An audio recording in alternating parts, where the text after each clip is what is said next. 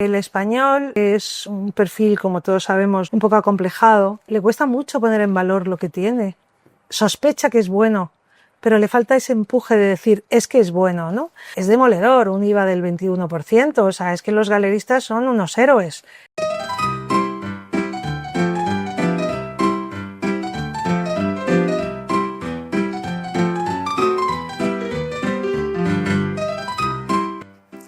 Hola, yo soy Inés de Senís y esto es Flipa Spain, un podcast para hablar sobre arte contemporáneo y creatividad made in Spain y otras formas de no entendernos. Hoy vamos a empezar hablando sobre el ecosistema, digamos, del arte contemporáneo en España. Un ecosistema que a su manera tiene zonas muy bien alfombradas, su zona de confort, y que pasan tanto por espacios privados, independientes, como por espacios institucionales.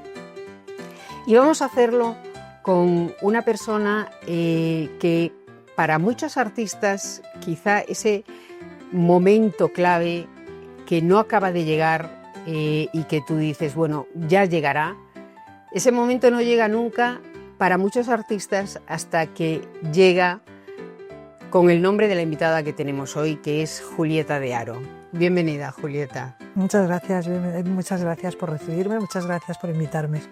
Ocurre que hay una serie de nombres que, pese a haber trabajado muchos años, no tienen reconocimiento. No tienen un reconocimiento, no tienen una visibilidad en España. Y yo digo que quizá su momento para muchos de ellos lleva tu nombre, lleva el nombre de Julieta de Haro, en el sentido de que tú estás empezando a trabajar partiendo de ese reconocimiento de que la historia del arte contemporáneo español es una historia que también está hecha de ausencias y de olvidos. Estás haciendo como, digamos, una especie de arqueología de artística del presente del arte contemporáneo. Y te has plantado y desde tu trabajo de centro-centro has decidido que esto se cuelga. ¿Cómo llegas a esa decisión? Cuando tú entras en centro-centro, aunque lleves muchos años ya trabajando en esto, ¿es algo que te encarga o que decides tú? Bueno, yo realmente cuando entro en centro-centro, una de las cosas que debo de hacer es darle una identidad, ¿no? Lo digo como profesional. Debo de darle una identidad y debo de hacerme entender a la persona que apoya mi propuesta. Y una de las cosas que evidentemente estaban ahí y eran muy claras para mí es que había como que recuperar esas figuras que sí han sido trascendentales dentro del mundo del arte y que estaban invisibilizándose y que estábamos perdiendo ya un gran número y que íbamos a seguir perdiendo.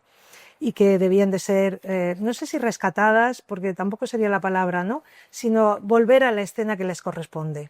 Entonces yo cuando entro en centro-centro, lo primero que me planteo es dónde estoy. Y realmente estoy en la Milla del Arte, estoy en el Paseo del Arte, estoy en el paisaje de la luz y quiero decir, estoy en un sitio reconocido por la UNESCO y un sitio muy trascendental porque ahí tenemos el Museo del Prado, tenemos el Thyssen, tenemos grandes pinacotecas que una gran parte de la población en el mundo se mueve para venir a ello, ¿no? Para venir a verlas.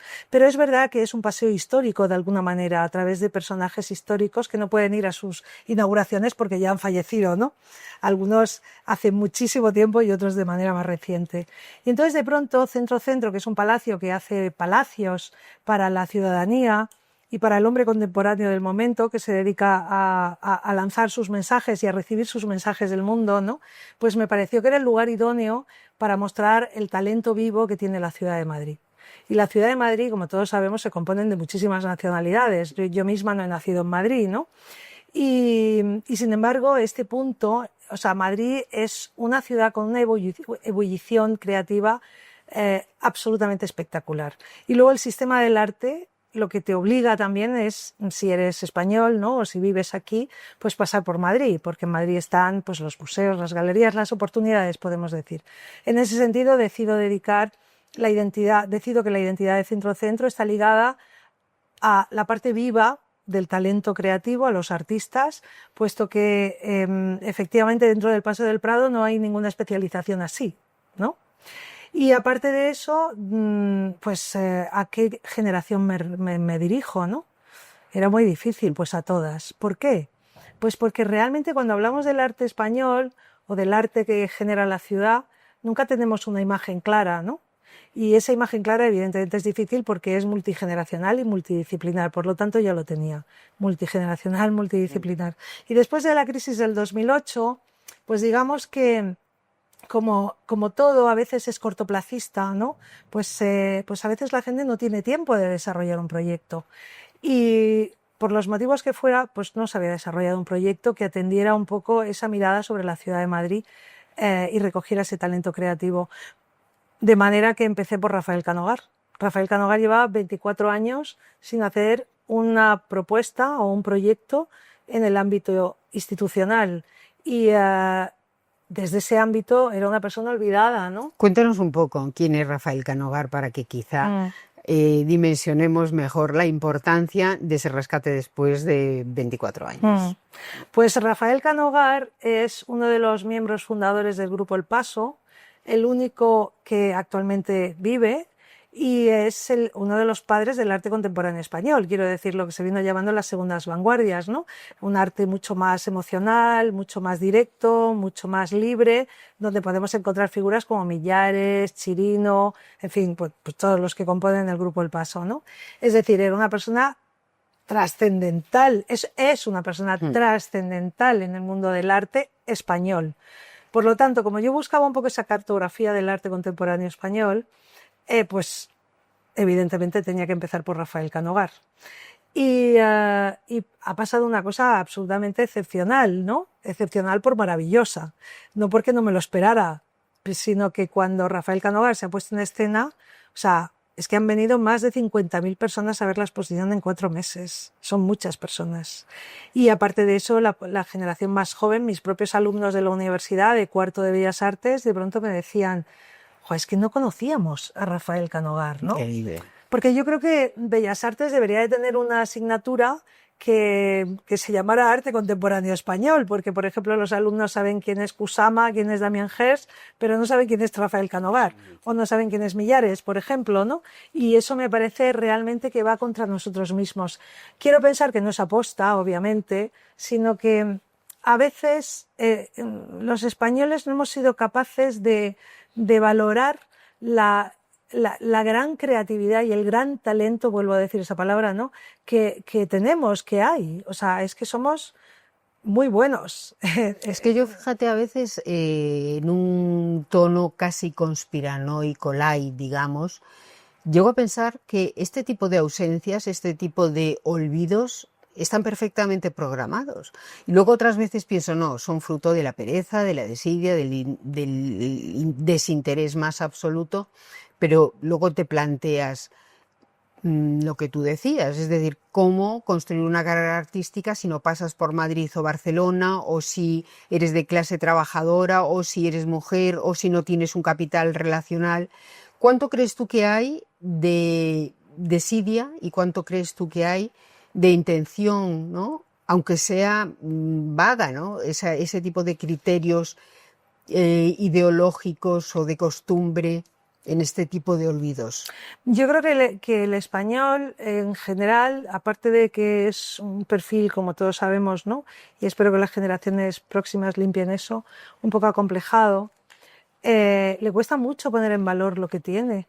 Sospecha que es bueno, pero le falta ese empuje de decir, es que es bueno, ¿no? Parece que lo tiene que contrastar una tercera persona y que no sea de su círculo más próximo. Y luego, de alguna manera, pues nuestra trayectoria museística de museos de arte contemporáneo y todo eso es más bien reciente comparativamente con otros países cercanos a nosotros, ¿no? Entonces, yo creo que hay un trabajo todavía por hacer muy importante. Entonces, yo no creo que haya una intención conspiranoica, no creo que sea aposta. Que es todavía peor, quizá, ¿no? Porque si fuese aposta dirías, es que hay maldad, pero claro, no. Hay intención. Exacto, y hay intención. Pero no, yo creo que es como, pues que, no sé, pues que no ha surgido esa idea, o no es tendencia, o a lo mejor la tendencia ahora mismo apuesta por otro lado, ¿no? Y Madrid también es un poco tierra de nadie, en el sentido que mucha gente no somos de Madrid y poblamos Madrid, ¿no? Pero al final sí que es verdad que Madrid, que es una capital que en este momento está de supermoda, ¿no? Y todo el mundo quiere vivir aquí por la calidad de vida que tiene y por lo que ofrece, pues sí es un germen internacional muy interesante, donde se están haciendo unas propuestas interesantísimas y donde personas como, por ejemplo, Rafael Canogar, que llevábamos 24 años sin ver a nivel institucional, pues de pronto nos damos cuenta que sigue experimentando con materiales y que tiene una serie de piezas hechas sobre metacrilato que son absolutamente de primera línea en este momento, ¿no? Entonces, bueno, no es más que... Pero también es cierto que mi idea de cartografiar un poco la ciudad en el plano artístico me hizo que 15 días más tarde de inaugurar Rafael Canogar, inaugurara Almudena Lobera con un lenguaje totalmente diferente, haciendo de esa planta una piscina, ¿no? Es decir, recreando una escenografía y planteando sus intereses de la música, el cine y tal a través de otros, ¿no? De otros parámetros y con otros elementos. Y 15 días más tarde, Mar Solís, de los años que es de la generación de los 90, con unas piezas escultóricas, generando un site specific muy monumental, con piezas de 5 metros y pico. Quiero decir que de pronto alguien me decía, una galerista muy conocida me decía, ¿pero de dónde ha salido esta niña? Bueno, esta niña es una señora, ¿no? De 50 y tantos años, pero ¿de dónde ha salido esta niña? No habíamos visto esta obra y lleva toda la vida trabajando, es premio escultura, es premio Ojo Crítico, premio Escultura de la Villa, premio, tiene obra pública en Laponia, en Corea, ¿Por qué no nos damos cuenta de lo que tenemos? Y quiero decir, no me lo estoy inventando, es gente que ya tiene una trayectoria avalada por el propio sistema, pero y que está fluctuando dentro de un circuito privado, ¿no? Que no acaba de darle la gran oportunidad. Quiero decir, cuando Almudena Lobera viene a Centro Centro, porque yo no la conocía, la llamo y le digo que venga, que quiero proponer una cosa, empezamos a pasear el espacio, que son 600 metros cuadrados, y cuando llevábamos 60 me dice, ¿pero todavía más? Y le digo, claro, es que no llevamos ni la mitad. Y seguimos y cuando llevábamos la mitad dice, ¿más? Y digo, esta es la mitad. Es decir, dice, nadie me ha dado esta oportunidad nunca. Y claro, es una persona que tiene 40 años. Es verdad que con 40 años es difícil que Madrid te dé la oportunidad de una gran exposición individual. Pero ¿por qué no? ¿Por qué no? A mí me interesa mucho ese tema de la visibilidad, invisibilidad y de cuánto hacemos nosotros por esa invisibilidad, también por despreciar nuestro trabajo. Afortunadamente se habla ya de esa violencia estructural, de los delitos de odio que nunca se habían concebido, pero a veces llegas a pensar si el autoodio es también susceptible de ser considerado no sé si un delito, pero desde luego una falta. Hay como un patriotismo malentendido, un antichauvinismo que no entiendes muy bien por qué, pero que además alimenta también, lo alimentan también las instituciones, ¿no? Porque tú te has salido del tiesto, pero hay un radar institucional que sigue repitiendo siempre esos nombres y que sigue dejando fuera. Porque no otros. arriesgas. No arriesgas, es un terreno seguro, quiero decir, lo digo entrecomillado, pero yo me he arriesgado en el sentido que he puesto sobre la mesa un modelo sin buscar otros modelos ¿no? que afianzaran mi modelo. Es decir, yo he trabajado desde lo que considero el sentido común y la necesidad de hacer justicia. Y una justicia que es una justicia que era necesaria, es decir, que tampoco es una justicia que he tenido que estar buscando ¿no? deliberadamente en mi cabeza, buscando autores que eran muy complicados. Es que están todos ahí, es que están ahí. Y efectivamente lo que estás diciendo, hay un autoodio que a veces no nos permite ni confiar en lo que vamos a proponer. Y yo creo que ahí yo tengo una mezcla, yo nací y me crié en París y yo creo que esa soltura que te da confiar en lo que tienes, confiar en lo que hay alrededor, poder decir libremente lo que piensas, ¿no? Pues eso yo creo que te da una soltura de decir, bueno, no pasa nada, me puedo equivocar, ¿no? Claro. Y si me equivoco, pues me tendré que ir a mi casa, pero de ahí vengo. O sea, por lo tanto no pasa nada, he venido a trabajar y he venido a dar lo mejor que pueda ofrecer, ¿no? Y en ese sentido yo creo que era fundamental, después del año 2008, darle una vuelta a esto y dar una sacudida diciendo no pasa nada, estamos aquí y aquí hay muchas cosas buenas y lo vamos a hacer bien. Y los propios artistas y los comisarios, por supuesto, también, porque nadie hace nada solo. O sea, pensar eso es muy ingenuo, ¿no? Incluso los propios artistas necesitan estar en un contexto para poder pensar y poder sacar su propio código, ¿no? Y poder reflexionar sobre su contexto. Pero yo creo que una exposición, por ejemplo, es una cosa coral, donde está el artista, por supuesto que es la base, pero también está el punto de vista del comisario, está el diseñador de montaje, está, bueno, pues todos los profesionales que intervienen ahí. Y está también la responsabilidad del que dirige el espacio, el que lleva la dirección artística del espacio, de estar supervisando todo el proceso de la exposición, de las piezas que van a ir, del discurso de la exposición, del tipo de montaje. Yo creo que eso es una responsabilidad también importantísima. No es solo decir, no, pues que venga, ¿no? Rafael Canogar y punto. Pues yo una de las cosas que tuve muy clara con Rafael Canogar es que no quería una exposición historicista, porque eso es sacar a alguien, ¿no? Ya con un peso y una oscuridad tremenda. Yo quería la luz, y la luz me la daba los últimos trabajos que Rafael estaba haciendo con 89 años, que muchos artistas más jóvenes quizá no habían llegado todavía a ese proceso, ¿no?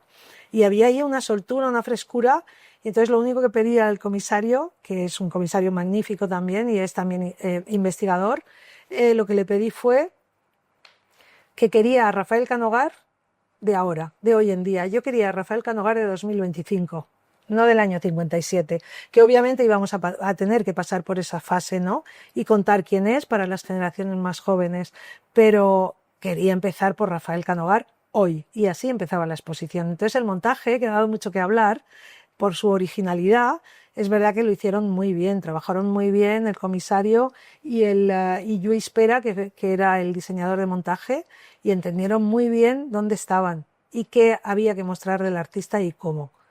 Y entonces Rafael Canogar salió con una actualidad absoluta, como tenía que ser. Porque fíjate, esa exposición a mí me transmitió una enorme vitalidad. Quizá es uno de los rasgos, o sea, es verdad que cuentas con el elemento de conocer la edad del autor, pero incluso sin eso transmitía unas vibraciones de juventud, de fuego.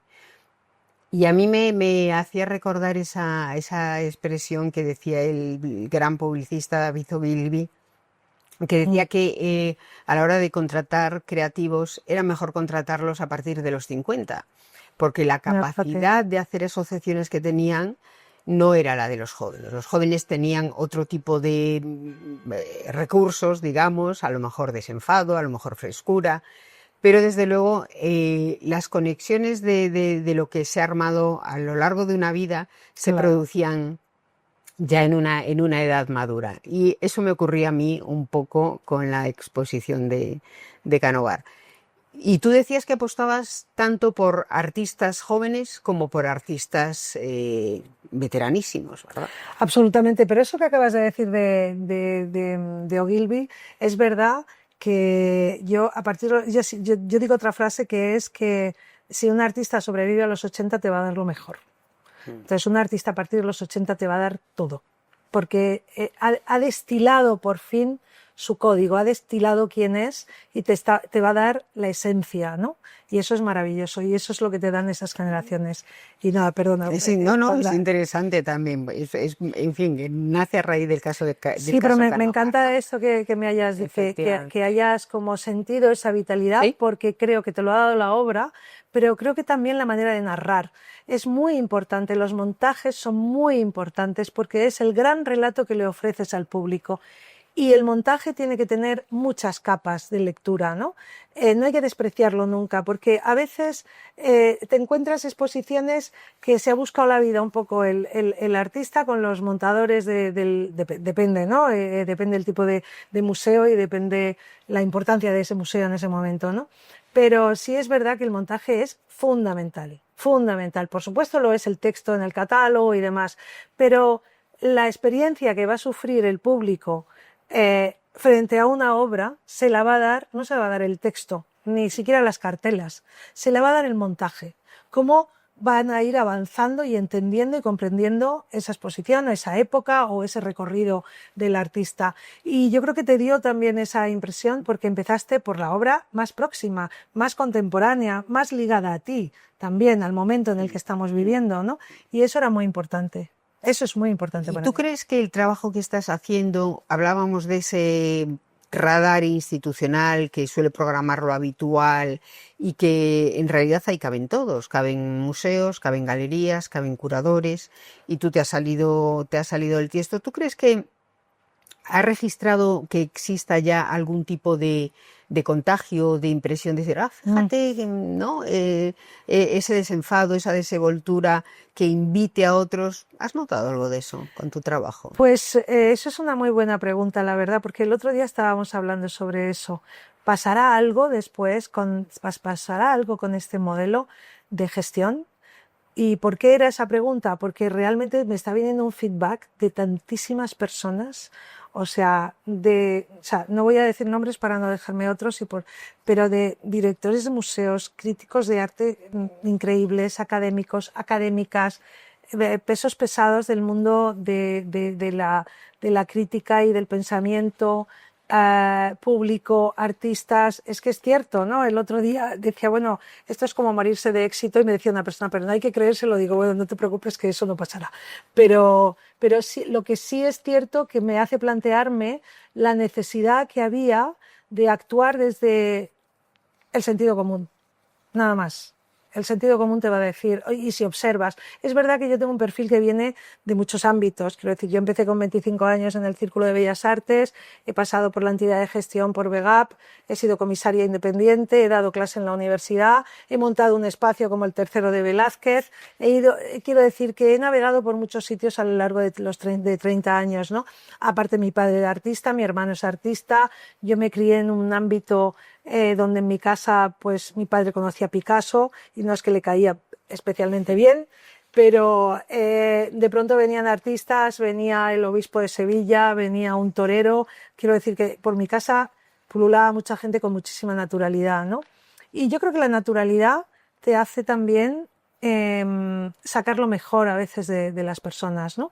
Cuando les ofreces un terreno de confianza y de seguridad, de que le has llamado porque confías en lo que va a hacer y en lo que te va a proponer.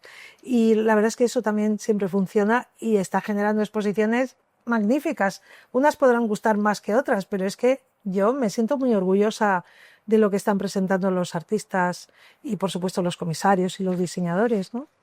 Cuéntanos un poco, por hacer un pequeño inciso, porque la verdad tiene mucha gracia, es un paréntesis de tu trayectoria muy interesante, que es lo de tu casa de Velázquez.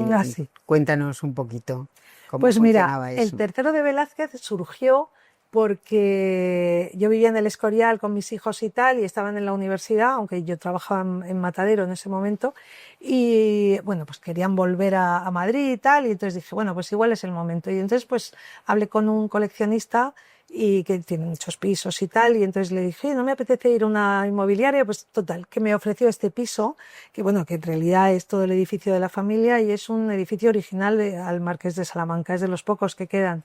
Y bueno, pues con frescos en el techo, una arquitectura absolutamente maravillosa, en un piso enorme y tal. Bueno, y nada, y mis hijos estaban tan contentos, yo también, pero paseándolo mientras lo estaban pintando, hacía apenas un año que mis padres o dos que habían fallecido, ¿no? Uno detrás de otro.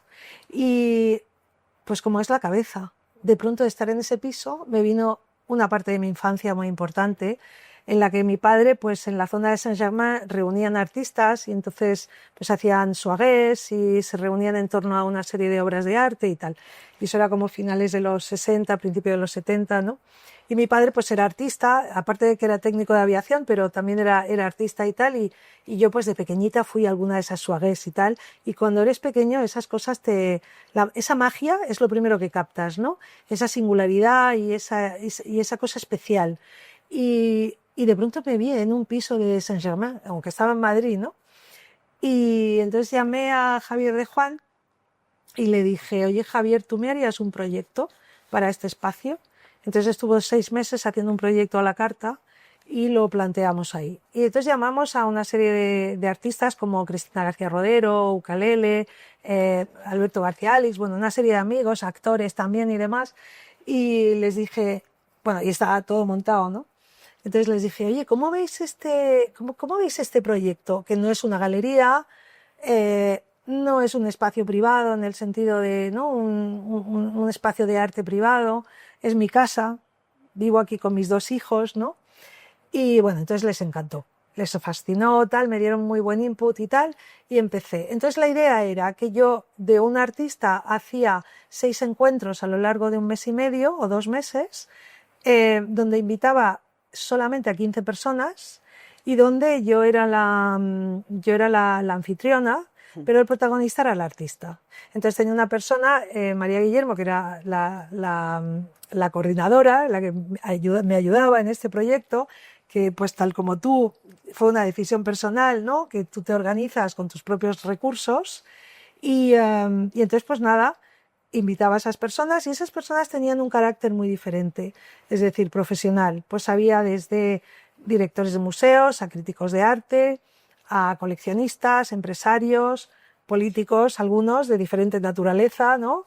Y bueno, era muy variado, pues no sé, decanos de universidad, directores de cine, un elenco de personas que sacaba de mi agenda. Y bueno, todos venían, era privado, nadie sabía, la dirección nunca se encontraba en ningún sitio, te la mandaban si confirmabas, todo eran invitaciones por WhatsApp.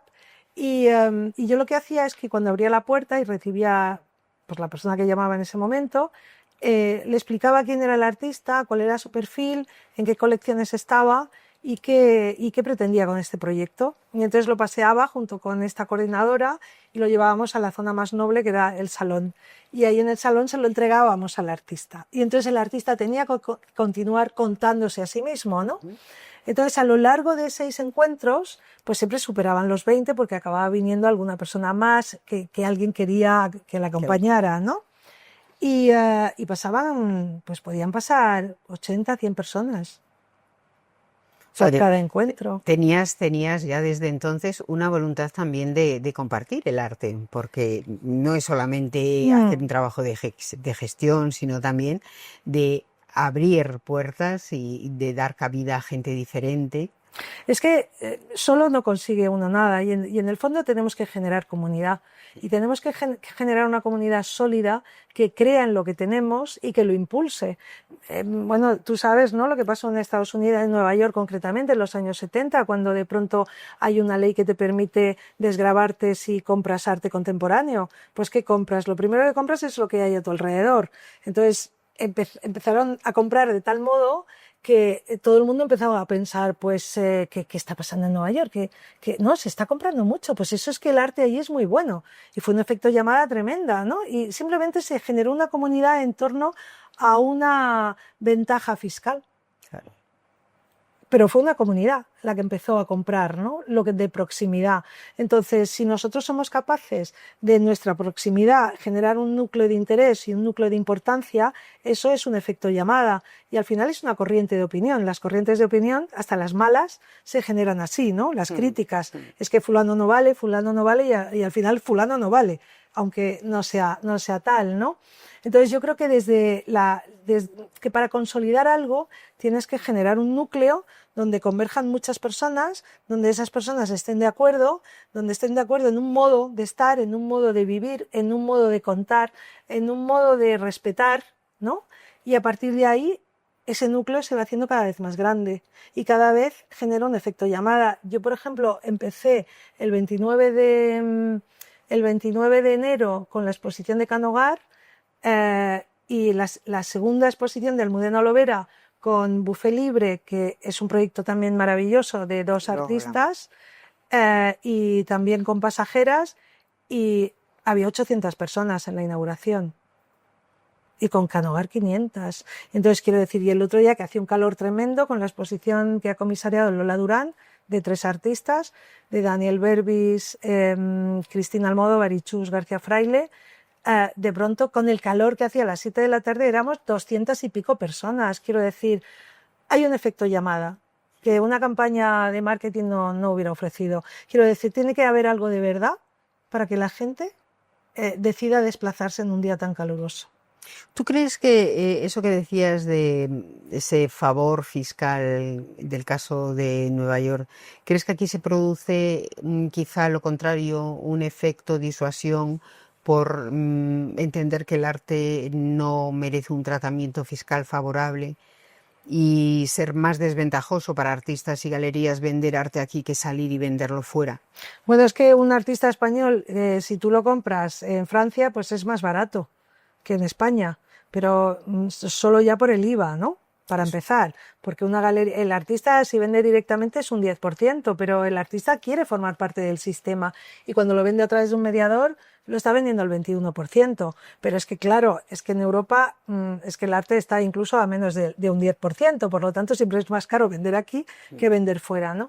Yo creo que aquí hay una carencia todavía de políticas culturales, de políticas fiscales, mejor dicho, ¿no? Que entiendan cuál es la realidad de la construcción de un artista y cómo es el sistema del arte. Entonces, es que es demoledor un IVA del 21%, o sea, es que los galeristas son unos héroes en ese sentido y los propios artistas son unos héroes también, ¿no?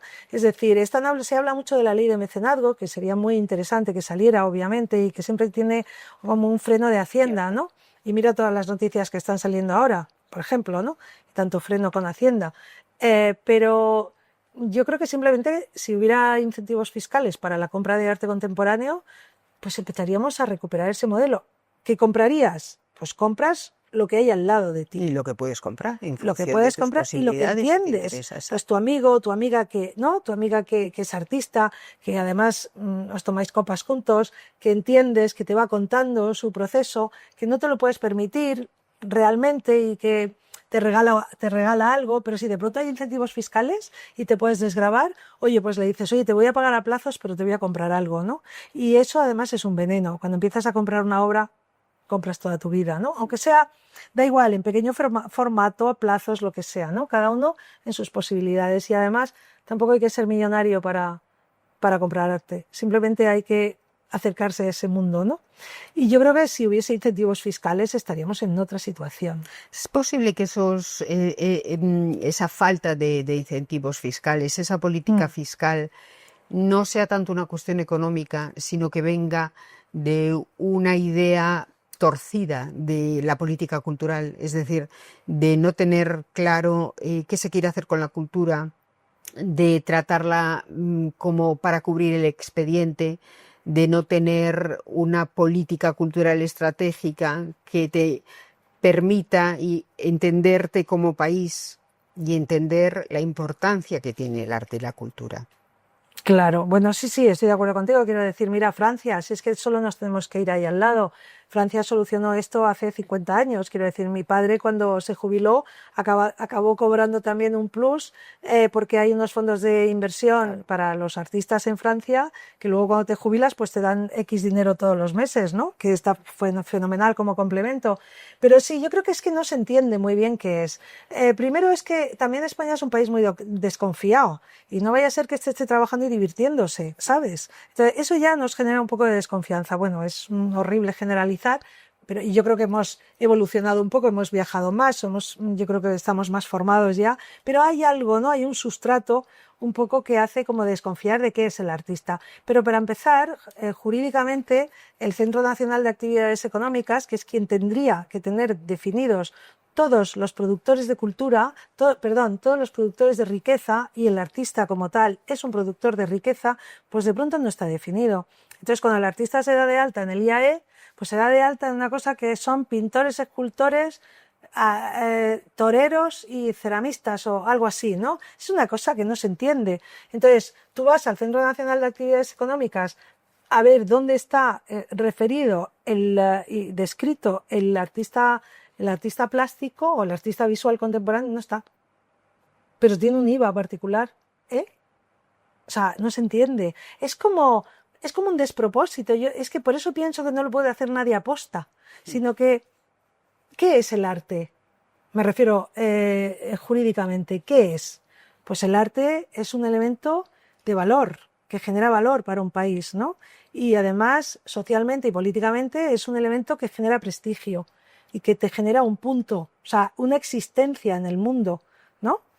Y de nivel.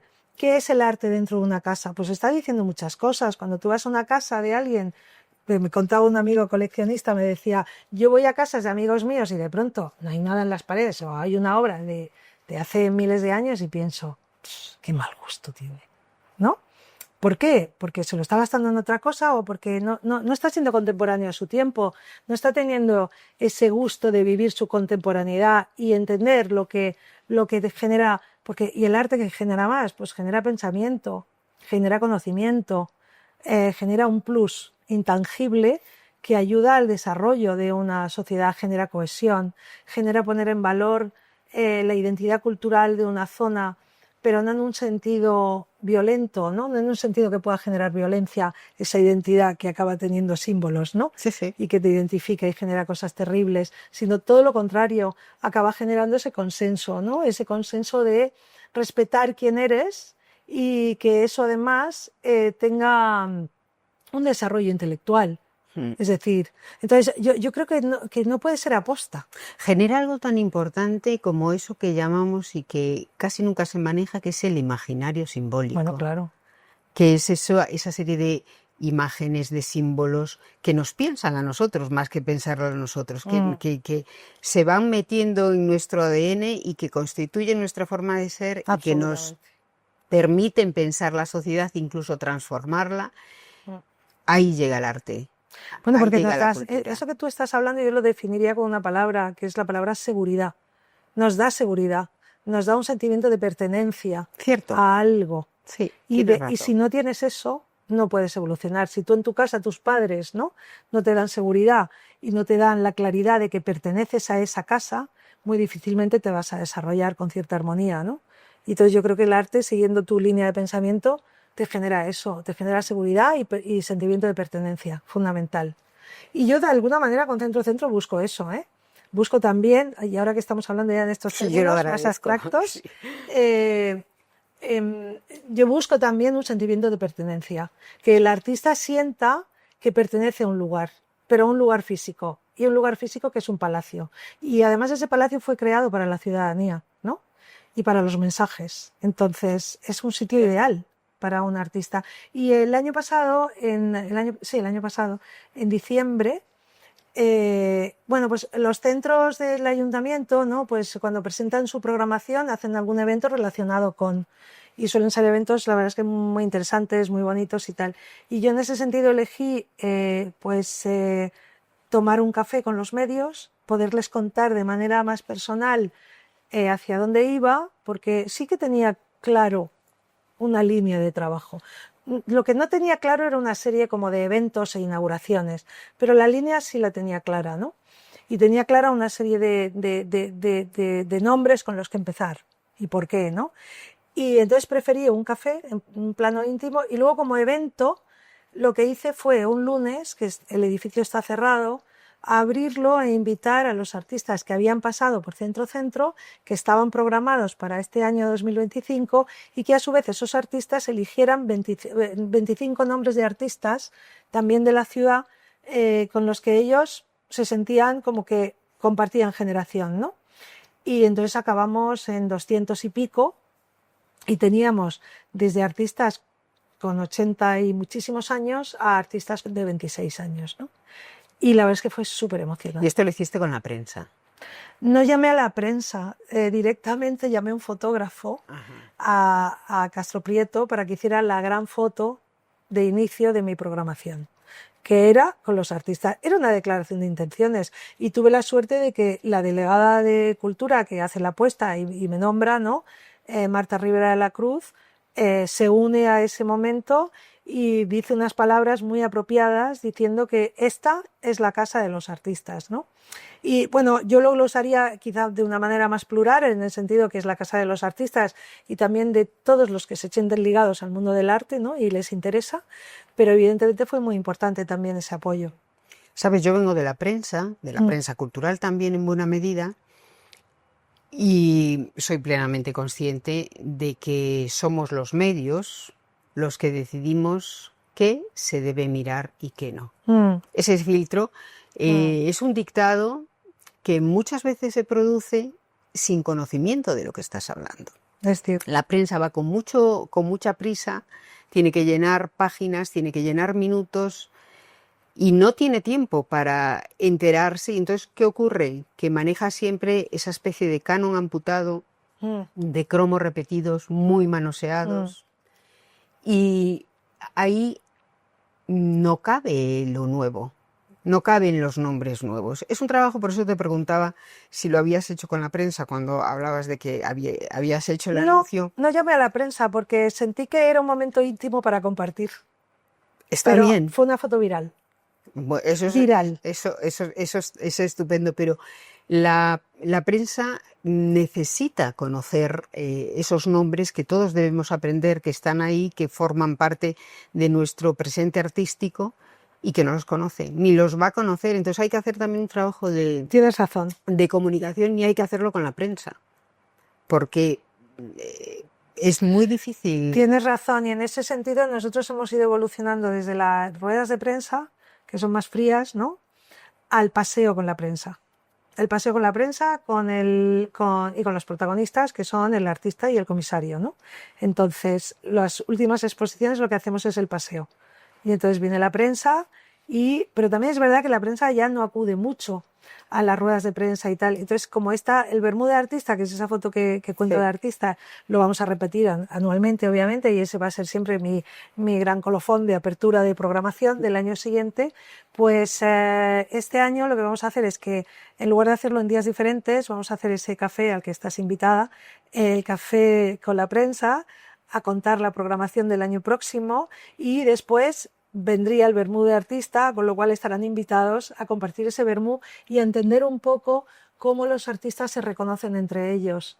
Y esto, que parece también una entelequia, es una cosa física. Oh, estupendo, claro. Y cuando hicimos el vermú, el primer vermú, ¿no?, pasó una cosa muy bonita, y es que te encontrabas pues desde a Juan Navarro Valdeber, a Eva Lodge, todos con sus móviles, haciendo fotos, reconociéndose, claro, y charlando de una manera muy abierta, ¿no? Pues chicos de 26 años con otros artistas de trayectoria media o larga, que en otro momento no se hubieran acercado a esos artistas, ¿no? Pero todos tenían la conciencia de que eran lo mismo, eran artistas. Y se creó un ambiente muy difícil de explicar, pero simplemente puedo decir que se reconocieron. Y como se reconocieron, los que estábamos allí, como yo los reconocí físicamente. Y al final era una manta humana con rostros que se unían, porque la foto es como una especie de lengua que baja las escaleras, y eso era el tejido del arte. Fíjate que eso pasa aquí en algo tan modesto como Flip Spain, que la gente viene, se entrevista y cuando se cruza dice: soy súper fan tuyo, te sigo, no sé.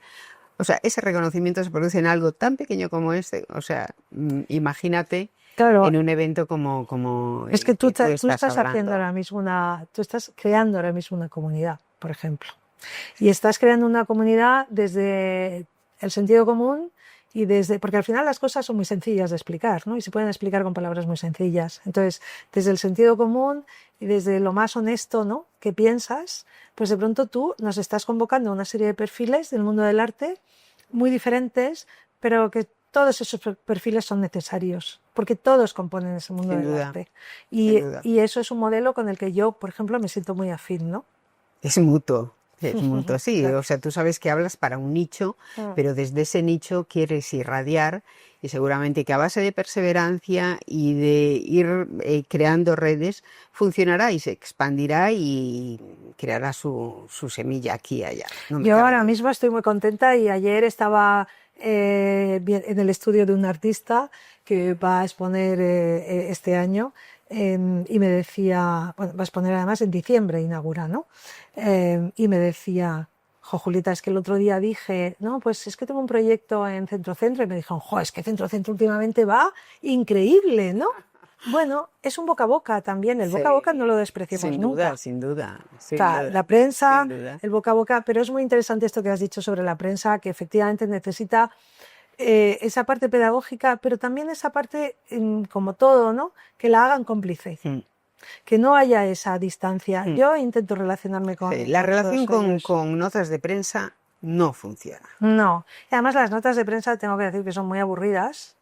Y el arte es algo muy divertido. Sí. Y además es desde lo divertido a lo profundo. Es que tiene todo el arco. Sí, sí, sí. Con lo cual tú te puedes instalar en la escala que quieras, ¿no? O en el momento que estés en lo que necesites. Te lo va a dar. Y en eso de crear comunidad, ¿cómo está siendo el público que está yendo a Centro? ¿Ha variado? El público. Sí, o sea, imagino que tú haces este trabajo, pero no solamente desde el artista, tú tienes un destinatario que es el público. ¿Cómo es el público que está yendo a Centro? Y si ha variado en estos años tuyos de gestión. Pues mira, yo sinceramente con anterioridad a Centro no he ido muchas veces, con lo cual no puedo juzgarlo, ¿no? Sí que tengo entendido que era un público, bueno, tengo entendido por el equipo de dentro, que sigue siendo el mismo, ¿no? Pues que era un público como variado y tal. Es verdad que a veces ibas a ver exposiciones, unas para mí, desde mi punto de vista, con más acierto, otras con menos. Pero lo cierto es que a mí me interesaba mucho que fuese un público especializado para empezar, pero no cerrarlo ahí, ¿no? Pues igual que al Prado, fíjate si soy ambiciosa, ¿no? Va un público muy especializado, obviamente, y van investigadores, claro, y de ahí, ¿no? Va un público que de pronto decide en familia participar de las meninas, porque son muy importantes dentro de todo ese imaginario del que tú hablabas, ¿no? Porque eso te educa, te conforma y te hace tomar incluso decisiones. O sea, es mucho más poroso de lo que nos creemos, ¿no?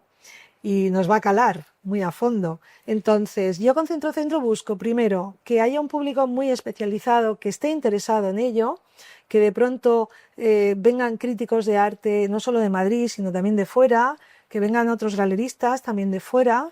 Eso me consta que, bueno, pues vino Lolón, ¿no? Que ha fallecido hace poco, pero que se interesó por ese nuevo periodo que estaba teniendo Centro, y desde ahí vamos escalando y vamos llegando hasta la familia que viene con sus hijos a ver una exposición porque le parece que deben de estar ahí, ¿no?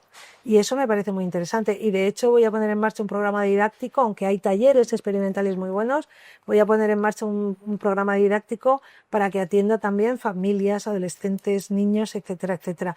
Que el lenguaje contemporáneo es el lenguaje transversal y que cale a través de diferentes propuestas, como por ejemplo vamos a hacer una propuesta de mini escena, que digamos que es como el microteatro, ¿no? Que es para 15 personas, 15 minutos, con unos libretos que están hechos ex professo que hablan sobre arte contemporáneo, y bueno, y el ámbito de las performances, y vamos a tener también un ciclo de cine experimental. Quiero decir que lo contemporáneo, lo que se genera en tiempo real, sea algo que no nos dé miedo, que cada uno tenga su juicio sobre ello y que eso no nos haga pensar que a lo mejor no algunas trayectorias más emergentes aún no han sido colocadas en el ámbito artístico porque no ha pasado el tiempo, y nos da miedo a veces enfrentarnos a eso, porque ¿qué decimos? ¿Qué es bueno? ¿Qué es malo? ¿Qué hacemos? ¿Nos están engañando? ¿Qué es? Pues vamos a atrevernos un poco con todo, ¿no? Y desde los más consagrados que llevan mucho tiempo sin aparecer en escena, como Navarro Valdeveja ahora mismo, ¿no?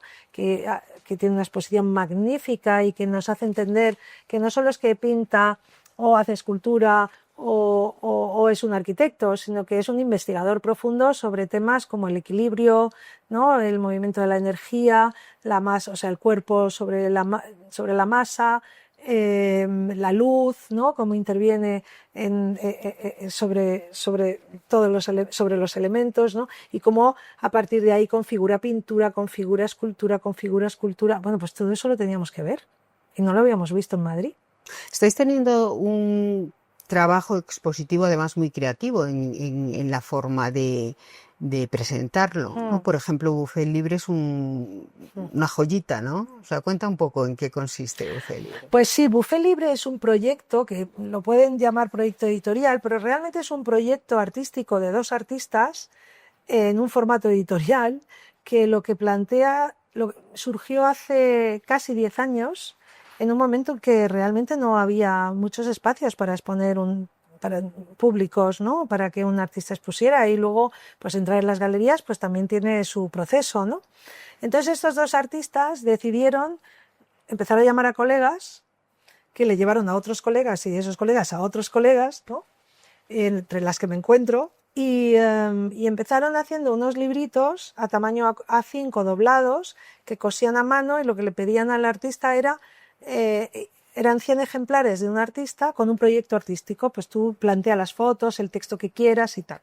Y entonces eso tenía además un original o una obra múltiple original del artista para los 100 ejemplares. Estos artistas, que son los que realizan este proyecto, deciden que se quedan con 60 y 40 le dan al artista en cuestión. Esos 60 se venden. Aquí empezaron por 15 euros y ahora van por 20 euros. Se venden y con ese dinero vuelven a comprar el material y a hacer otro proyecto, ¿no? Entonces de pronto empezaron a cartografiar también efectivamente la escena artística y a generar joyas. Entonces, claro, todos nos hicimos coleccionistas de ellos, porque por 15 euros o 20 euros tenías un original, ¿no? Y entonces empezamos y tal, y además tan cuidado, es que son bellos, o sea, cada uno de ellos, ¿no? Y entonces cuando entré en Centrocentro, también iba a proyectos de pequeño formato que pusieran en valor cosas que miran a terceros, ¿no? Y entonces en esos muros, pues ahora mismo se están haciendo proyectos muy, muy bonitos que miran a terceros. Entonces ellos miraron a terceros y realmente tenemos una cosa que estaba muy en mi línea, que acoge a muchas generaciones. Son 71 libros los que llevan, van a llegar hasta 100, y de pronto pues hay una parte de los artistas que han trabajado en la ciudad y fuera de la ciudad, ¿no? Pero que son artistas que están generando contenido, no solo al ámbito privado, sino también al ámbito público. Son los que generan contenido, ¿no? Y ojo, o sea, no solo los artistas históricos generan contenido.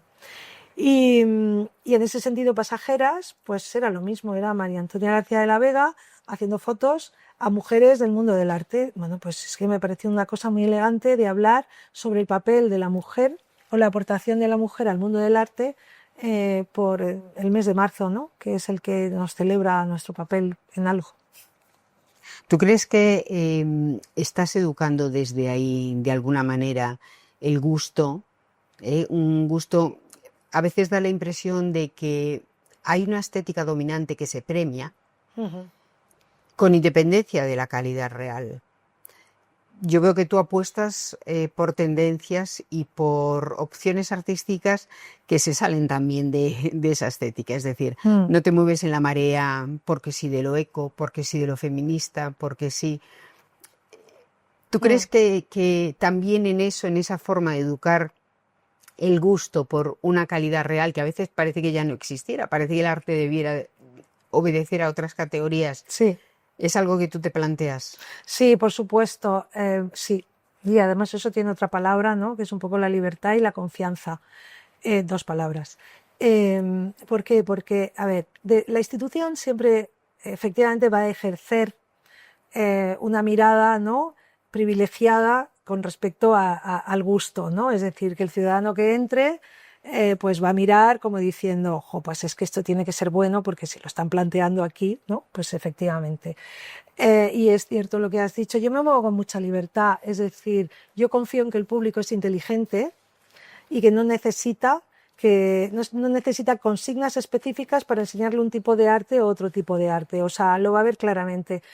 Yo creo que las mujeres están aportando cosas interesantísimas y que están surgiendo. De hecho, creo que si me pongo a pensar tengo más mujeres presentes que hombres, pero porque las mujeres las mujeres actuales, ¿no?, porque las otras se invisibilizaron, obviamente, pero están planteando cosas muy interesantes, con lo cual no voy a ir a una línea de género, ¿no? Ni tampoco voy a ir con consignas. Es que van a surgir si son necesarias, ¿no?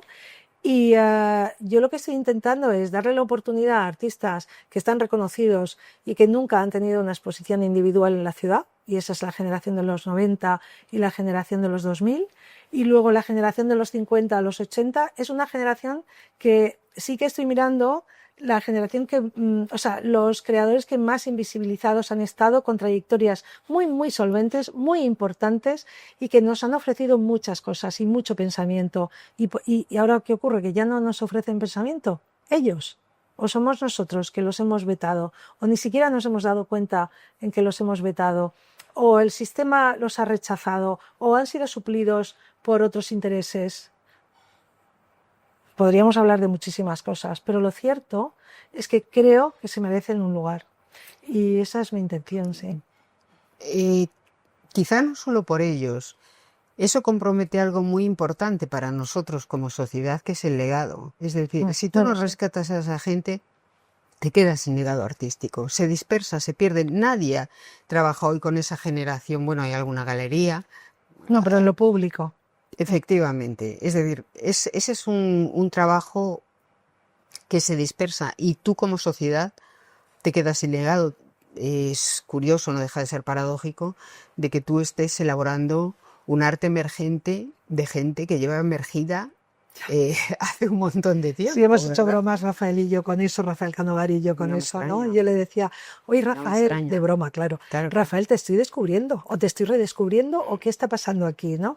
Porque aparte de la afluencia, podríamos decir, de los impactos en medios que ha tenido, ¿no? Es verdad que la prensa está mirando muchísimo a Centro-Centro, es cierto lo del legado, y también es verdad que el otro día hablaba sobre el gusto, en unas jornadas sobre el gusto en Avilés, donde yo hablaba que cuando estás en un espacio público, el gusto pasa por una palabra que es responsabilidad. Tienes que tener la responsabilidad, y además lo expresaba, tienes que tener la responsabilidad sobre el legado, sobre de dónde vienes, ¿no? No puede ser que eso haya desaparecido. O sea, eso tiene que tener una continuidad, porque eso también nos ha construido y nos ha ofrecido cosas que son importantísimas, no solo de recordar, sino de tener y de poder transmitir a tus hijos, ¿no? Es que han venido familias a ver a Canogar, que como Canogar estaba casi todos los días en la sala, pues han hecho fotos todo el mundo, con Navarro Valdeveje el otro día una señora... Yo no tuve esa suerte. No la No, tuviste, no, vaya. no, sí, no. Pues con Navarro Valdeveje el otro día una señora, es que mi marido es arquitecto y además usted ha sido profesor de mi marido y tal, ¿no? Y está ahí en sala, le da vergüenza, pero le encantaría hacerse una foto con usted. Esas cosas son mucho más trascendentales de lo que parece, porque realmente vienen... Y acabas de dar la palabra, acabas de decirla y ponerla aquí sobre la mesa, vienen de ese legado que nos pertenece. Y volver a recuperarlo es importantísimo, ¿no? Y volver a actualizarlo. Y a decir, no ha desaparecido, no lo hemos perdido, lo vamos a acompañar hasta el final. Porque así hemos perdido muchos nombres, ¿no? Que no los hemos atendido, no los hemos visto en su final. Yo recuerdo, por ejemplo, a Martín Chirino, que es su centenario ahora mismo, que... Yo lo conocía desde que tenía 25 años porque empecé con él de asistente del Círculo de Bellas Artes y él me enseñó muchísimas cosas y luego pues cuando era muy mayor yo iba a verle, ¿no? Luego me fui a la mitad de las exposiciones, de la gestión de exposiciones a Canarias con él, al Centro Atlántico de Arte Moderno, pero nunca perdí el contacto y cuando pues ya tenía 80 y muchos y tal, pues cada 2 meses o algo así pues iba a verlo, ¿no? Y él me transmitía muchas cosas y ahí me di cuenta lo importante que es traspasar los 80 años, porque hablaba con una libertad de cosas que yo nunca le había oído, porque siempre había sido muy discreto, ¿no? Y era capaz de hablar de la importancia de la mirada de la mujer en el arte, ¿no? De esa mirada panorámica y decía cosas muy importantes y me enseñaba la última obra que estaba haciendo y no hemos podido ver una exposición institucional de su obra, de ese último momento de sus 80 y muchos años, 90 en Madrid, y ha fallecido, sí en el circuito privado, pero no en el institucional, y ahora afortunadamente le van a hacer una exposición en el Círculo de Bellas Artes por el centenario, pero no hemos podido disfrutar de Martín Chirino en sus últimos momentos, y como él muchos más. Muchas más. Escuchándote decía Julieta, yo como quien nos está siguiendo, puede tener la impresión de que en realidad tú más que programar estás trabajando en la contraprogramación, en fin. Con respecto a las tendencias, ¿no? Cierto, sí. Sí, podría ser. Podría ser. Es algo que no has pensado, o sea, tú lo haces digamos, porque te nace de alguna manera. Pero bueno, también reflexionas mucho sobre lo que programas, ¿no? Y Sin por duda. qué lo programas y por qué decides tener esa programación. Claro que lo piensas, ¿no? Y claro que sabes que a veces hay tendencias que se siguen y por qué no las vas a seguir, ¿no? Porque, bueno, cada uno puede hacer lo que quiera. Quiero decir, yo no he venido aquí a demostrar nada ni a salvar a nadie, pero sí que he venido a ser profesional. Y para mí, en este momento, ser profesional en el mundo del arte, para mí, es hacer lo que estoy haciendo. No lo puedo decir más. ¿Crees, Julieta, abordando el caso de Arco, ¿no? Que es como ese fenómeno de hiperconcentración de la atención en unos días muy escasos, con unas afluencias de público enorme, exitazo social, pero ocurre que después se crea como una especie de desierto alrededor, es decir, desaparece Arco y parece que la escena artística muere, se agosta todo, ¿no? Aunque sea en febrero. Tú estás haciendo un trabajo que pareciera el del día a día, ¿no? El del cada día tiene su afán artístico. ¿Qué ocurre al arte siempre, todos los días? ¿Has pensado en tu relación y la relación de tu trabajo con el fenómeno Arco? No tanto como Arco, que está muy bien traído lo que estás diciendo, y además me parece una línea de pensamiento muy, muy clave. Pero sí he pensado en cosas como, por ejemplo, ¿qué pasa en verano cuando vienen todos los artistas a Madrid? Yo he visto veranos en los que no había ni una sola exposición de un solo artista de la ciudad o del país, ni uno solo. Y entonces, si yo soy alemán y vengo y me encuentro aquí en Madrid un alemán, o sea, entonces ¿para qué he viajado, no? Y además soy del mundo del arte y aprovecho mis vacaciones para venir y ver algo diferente y ver algo que me... ¿no? Yo he llegado a oír frases como, claro, es que en Madrid tampoco hay artistas buenos, ¿no? Porque no se exponen. ¿Cómo que no hay artistas buenos? ¿Sabes? Entonces, es verdad eso que dices, que parece que la afluencia de artistas y de talento, ¿no? En el sentido de la vivo del arte ocurre en esa semana de ferias, entre Arco, Armadrid, ¿no? Y todas las ferias que concurren, y después se ocultan los artistas en sus estudios hasta tener la suerte, porque tienen que tener la suerte, de estar en Arco, ¿no? Pues no, es que esos artistas viven, y muchas veces lo que pasa es que tienen un montón de proyectos artísticos, pero en provincias.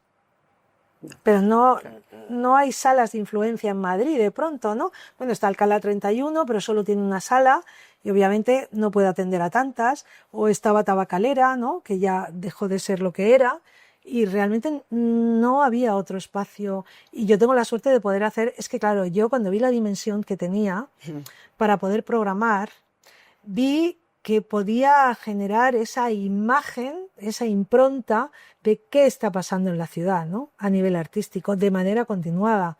Y aunque no lo había ligado directamente con Arco, sí era consciente que tenía ese poder, de pronto, que podía tener ese poder en mis manos, de pronto, en mis manos, en el mejor sentido de la palabra, ¿no? De poder ser ese escaparate de continuo, de poner artistas en valor o recuperar artistas. De hecho, Almudena Lobera se han llevado la exposición a La Panera, a Lleida, o Mar Solís de pronto se la han llevado para la semana va a estar al lado en el Círculo de Bellas Artes, va a ocupar todo el salón de baile con la exposición Origen para la semana de Ciudad y Ciencia, porque ella es arte y ciencia.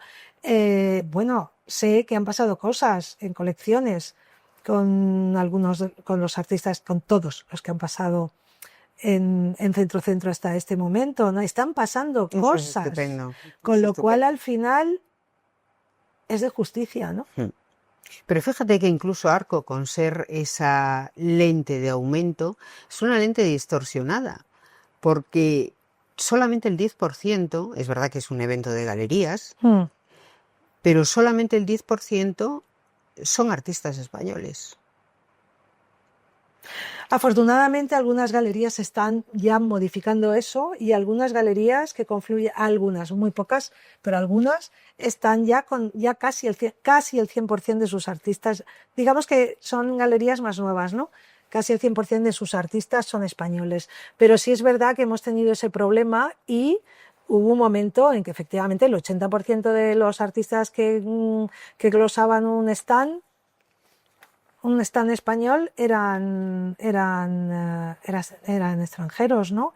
Y muchas veces el Ministerio de Cultura estaba dando ayudas, lógicamente, a la participación en ferias, ¿no? Apoyando la participación en ferias. Entonces no se sabía si lo que estábamos apoyando era artistas extranjeros, artistas españoles, pero yo creo que porque había una confusión tal. Es que no creo que nadie dijera, no, voy a hacer esto deliberadamente. Ya. No, es que había tal confusión, había una ausencia de política cultural y de sentido común y sobre todo, de poner en valor dónde estás y quién eres, ¿no? Y partir de ese principio, que es, creo, de donde tenemos que partir. Y bueno, yo lo comparo a veces con una familia. Si tú tienes una familia y tienes hijos, lo primero que tienes que hacer es poner en valor, en el buen sentido de darle estudios, darle oportunidades a tus hijos y a las personas que están ahí. Y luego ya, pues si hay un vecino que también lo necesita, pues lo vas a hacer, ¿no? Pero tienes que empezar de dentro a fuera.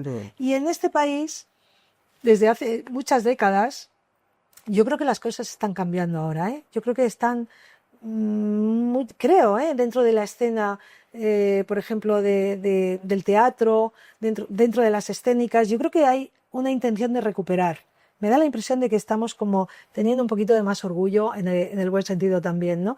Pero creo que hemos estado durante muchas décadas trabajando de fuera a adentro, diciendo voy a traer lo extranjero aquí, voy a traerlo de fuera aquí, y a mí eso me parece un error, es una falta de estrategia total, porque creo que la estrategia está, voy desde dentro a ponerlo en valor, desde dentro a fuera, y solo tenemos que mirar a los países que nos rodean a ver lo que están haciendo, ¿no? Y porque de pronto, pues un artista de fuera vale más que uno nuestro. Y no solo tiene que ver con países que efectivamente son como el primer mundo dentro del ámbito de la economía, sino que están poniendo en valor desde dentro afuera y no conciben lo contrario, ¿no? Y yo creo que tenemos que ir a ese modelo. Y digamos que yo, pues quizá por donde nací, donde me eduqué, siempre vi que se ponía lo de dentro hacia afuera, ¿no? En términos artísticos. Y me parece que, o sea, que sí está pensado. Hombre, en este país debería además no ser tan difícil porque disponemos de un inventario de nombres que son incuestionables en el mundo del arte. Tú dices Goya, lo conoce todo el mundo, Velázquez, Picasso. Y si dejas que construyan tu relato los de fuera en vez de construirlo tú, y entonces somos Paella, Sol, todos Que bueno, que bien, todo viene muy bien. Pero obviamente si tú... Bueno, es que además los creadores españoles son absolutamente excepcionales. Pero no solo los creadores, es que los profesionales españoles son buenísimos. ¿O no? ¿No? ¿Sí? En el mundo de todo, de los medios, bueno, yo conozco más el mundo del arte, ¿no? Pero en el mundo de la escena, es que, no sé, hay buenísimos arquitectos, o sea, somos un país de profesionales, además, yo creo que porque como somos muy apasionados, y la pasión te da ese plus, ¿no? Donde vas a por lo máximo contigo mismo, ¿no? Y tienes unos niveles de exigencia también muy altos, ¿no? Y luego es que tenemos un acervo cultural, es que nos hemos educado en torno al Prado. Yo acabo de venir de Croacia y en Dubrovnik he ido al Museo de Arte Moderno y Contemporáneo, porque es moderno, y bueno, no sé qué decirte. O sea, no es comparable, ¿no? Y está bien, y es interesante que esté, pero... Sí, eso es lo meritorio, por lo menos presumen de su museo, por modesto que sea. Claro, pero presumen, y están todas las guías de turismo y de todo, ¿sabes? Pero fíjate lo que tenemos nosotros. Lo que tenemos nosotros es un escándalo realmente de bueno, ¿no? Y no solo de bueno a nivel histórico, es que lo que emerge y lo que hay es absolutamente espectacular. O sea, yo que voy a muchísimos estudios de artistas de todas las edades, ¿no? Y llevo yendo desde hace ya 30 años, pues que no dejo de sorprenderme, ¿no? ¿Qué políticas culturales deberíamos hacer o deberíamos tener o deberían implementarse para que dentro de 10 años o 15 años no estemos hablando otra vez de lo mismo, Ya. de los mismos olvidos, de las mismas ausencias que nos tienen conversando aquí. Pues mira, como el mundo se mueve por el mundo de la economía, yo creo que lo que primero haría, si yo pudiera, sería generar a la de ya unos incentivos fiscales para coleccionar arte contemporánea. Yo primero haría eso. Por lo tanto, de pronto, no solo entrarían los mismos nombres en grandes colecciones, sino que de pronto la gente tendría un abanico de posibilidades, ¿no?, de invertir y de poder conocer a otros artistas. Y luego surgiría una profesión muy interesante, que es el mediador, que aquí en España nunca ha existido, que es lo que se viene llamando el marchante, ¿no? Pero el marchante aquí en España lo que hace es que pone en relación un artista con un galerista, pero ¿cuál es su porcentaje? O sea, ¿cómo vive de eso, no? Imposible. Pero si tú, por ejemplo, generas incentivos fiscales, pues sí podría haber una serie de marchantes que presentaran artistas, ¿no?, a colecciones y a lugares donde pudieran trascender y donde, pues hubiese una profesión que de pronto se diera de alta, ¿no?, y dijera, pues yo voy a ser marchante porque conozco a muchos artistas y conozco a coleccionistas y este artista podría entrar ahí, ¿no? Y eso, que por supuesto se hace porque hay ojeadores y hay gente que hace ese tipo de trabajos, pero que pudiera ser más notorio y más abierto, ¿no?, por ejemplo.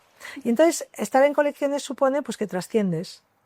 Y en tu trabajo en la universidad, en la Facultad de Bellas Artes, ¿hay algo que incline a los alumnos en esta dirección de la mediación, del ser marchante o no? No. No hay nada. Para ellos ya es dificilísimo entender qué es el mundo del arte en la calle.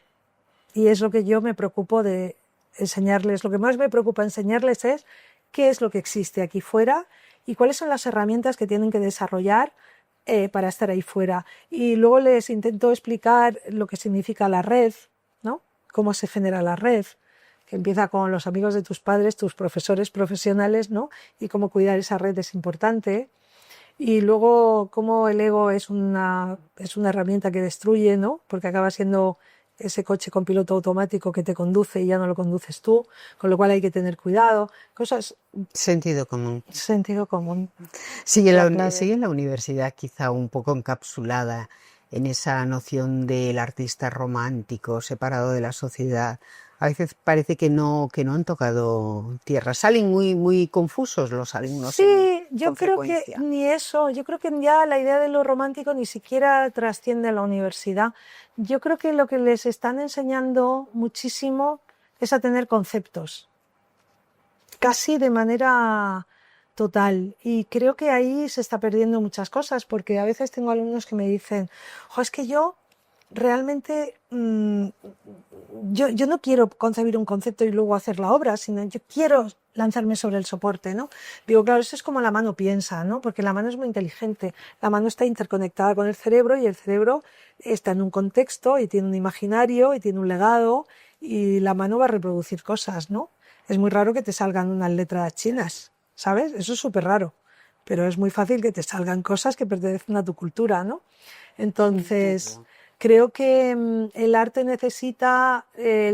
yo creo que necesita mucha libertad también dentro de la universidad y que el artista sea el que decide si lo que quiere es volcarse en el oficio o necesita volcarse en el concepto. Y quiero decir, y obviamente en centro entra todo, entra el artista que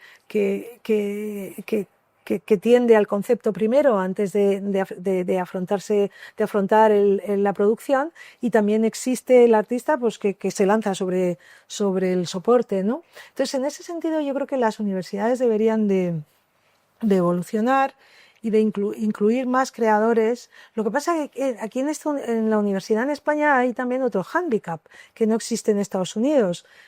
Por ejemplo, si tú no tienes una carrera universitaria, tú no puedes dar clase en la universidad, aunque seas un artista de primera línea. Entonces, para poder dar clase tiene que venir otro profesor con carrera universitaria que te avale y que tú des como, digamos, una parte...